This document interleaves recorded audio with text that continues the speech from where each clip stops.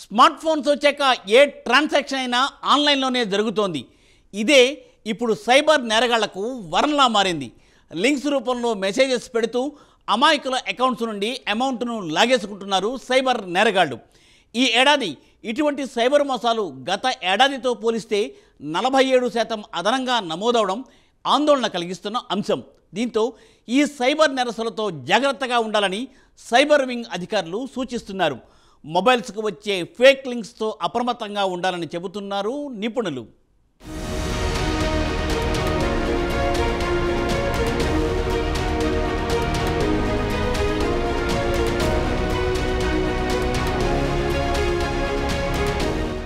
ఆంధ్రాలో అమ్మఒడి పథకం ఉపయోగించుకోలేని వారికి సైబర్ నేరగాళ్లు ఫోన్ చేసి ఇప్పుడు తల్లికి వందనం పథకంలో పాత బకాయిలు వస్తాయంటూ అకౌంట్ నెంబర్, పాన్ కార్డ్ వివరాలు తెలుసుకుని మోసం చేశారు. తెలంగాణలో ప్రభుత్వం రైతు రుణమాఫీ ప్రవేశపెట్టి రుణాలను మాఫీ చేస్తోంది. ఇదే అదనుగా సైబర్ నేరగాళ్లు మీ అకౌంట్లో డబ్బులు వేస్తామని రైతుల మొబైల్కి సంక్షిప్త సందేశాలు, లింక్ పంపి 1000 రూపాయలు కట్టమంటూ మోసం చేశారు. సెల్ ఫోన్ల సంఖ్యతో పాటు వాటి ద్వారా జరుగుతున్న సైబర్ నేరాల్లో ఆర్థిక నేరాల పెరుగుదల ఏడాది 47% నమోదైందని ఇటీవల నిర్వహించిన సర్వేలో వెల్లడైంది. సెల్ ఫోన్ల ఆధారంగా ఆర్థిక లావాదేవీలు పెరుగుతుండటంతో నేరాలు అదే స్థాయిలో ఎక్కువవుతున్నాయి. ఇటీవల అకౌంట్లో టేకోవర్కు సంబంధించిన నేరాలే ఎక్కువగా నమోదవుతున్నాయి. ఈ సైబర్ నేరగాళ్లు వ్యాపార లావాదేవీలు జరిపేవారి ఈమెయిళ్లను హ్యాక్ చేస్తారు. అన్సెక్యూర్డ్ ఈమెయిల్ ఐడీల లావాదేవీలను కొంతకాలం పరిశీలిస్తారు. అదను చూసుకుని నగదు చెల్లించాల్సిన వ్యక్తికి నగదు తీసుకునే వ్యక్తిలా మెయిల్ పంపిస్తారు. బ్యాంకు ఖాతా మారిందంటూ తమ ఖాతాను మెయిల్లో పొందుపరుస్తారు. దీంతో చెల్లింపులు సైబర్ నేరగాడి ఖాతాలోకి వస్తాయి. అందుకే ఖాతాలు మారినట్టుగా సమాచారం వస్తే అవతలి వ్యక్తిని, సంస్థను నేరుగా సంప్రదించి నిర్ధారించుకున్న తర్వాత డిపాజిట్ చేయడం ఉత్తమం.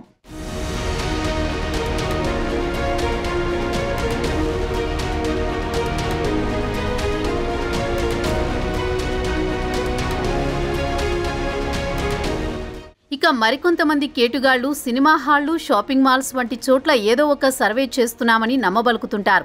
Email ID, cell phone number రాసి డబ్బాలో వేస్తే డ్రా తీసి బహుమతి ఇస్తామని కూడా ఆశ పెడతారు. అలాంటి వారికి వివరాలిస్తే ఇబ్బంది.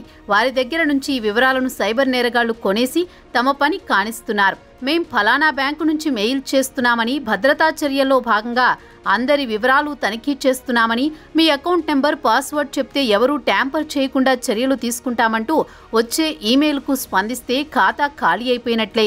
ప్రపంచవ్యాప్తంగా సైబర్ నేరగాళ్లు రోజుకు ఇలా 1 కోటికి పైగా ఫిషింగ్ మెయిల్లు పంపుతున్నట్టు అంచనా. కంప్యూటర్ ద్వారా జరిపే ప్రతి లావాదేవీని తెలుసుకునేందుకు కీ లాగర్స్ అనే సాఫ్ట్వేర్ వాడుతున్నారు. కంప్యూటర్ను వినియోగించిన వారు ఏ సమాచారం టైప్ చేశారో ఈ సాఫ్ట్వేర్తో తెలుసుకోవచ్చు. నెట్ కేఫ్లోని సిస్టమ్స్లో వీటిని ఏర్పాటు చేస్తున్నారు. దీంతో కంప్యూటర్ను వాడుకున్న వారు టైప్ చేసిన సమాచారాన్ని తస్కరించి దుర్వినియోగం చేసేవాళ్లు పెరిగారు.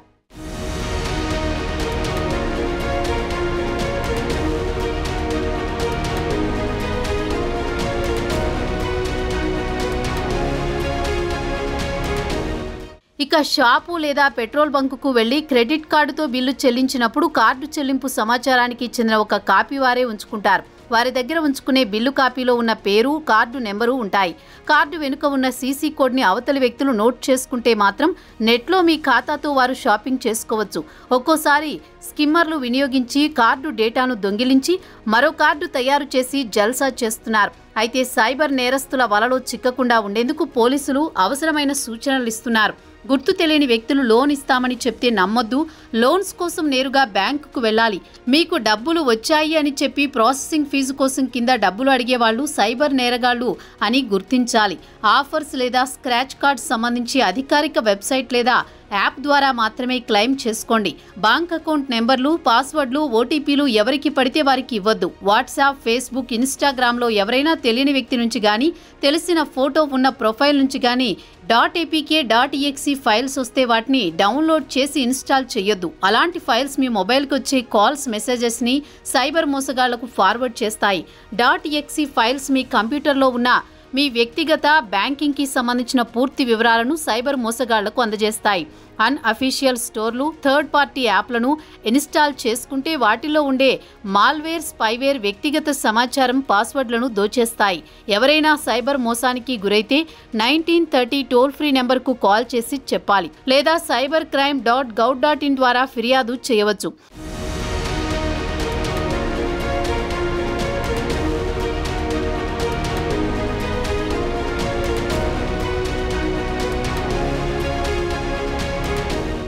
ఈ కేసుల్లో నిందితులను పట్టుకోవడం దాదాపు అసాధ్యం కాబట్టి ప్రభుత్వం వీటిపై ప్రజల్లో అవగాహన కల్పించాలి. కళాశాలలు, కార్యాలయాల్లో విస్తృతంగా ప్రచారం చేయాలి.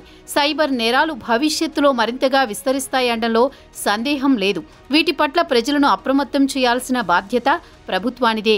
సైబర్ నేరాలను పసిగట్టి నిందితులను అరెస్ట్ చేయాలంటే నిఘా వ్యవస్థలను సాంకేతికంగా బలోపేతం చేయాల్సి ఉంది.